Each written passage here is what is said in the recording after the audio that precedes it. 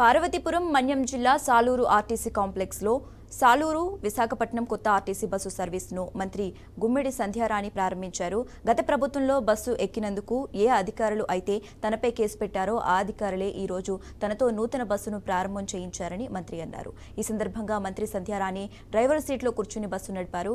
మొదటి టికెట్ కొని ప్రయాణించారు. అనంతరం ఆర్టీసీ కాంప్లెక్స్ ఆవరణలో మొక్కలు నాటారు.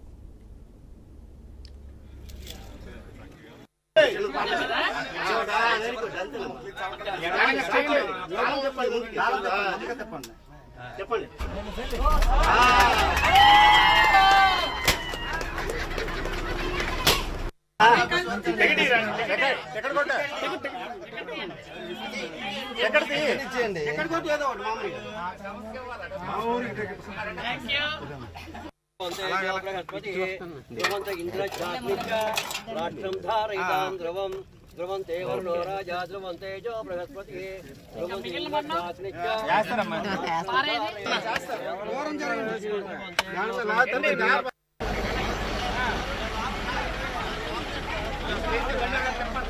అలా ముందుకెళ్ళ మనం వేణు కొంచెం ముందుకెళ్ళ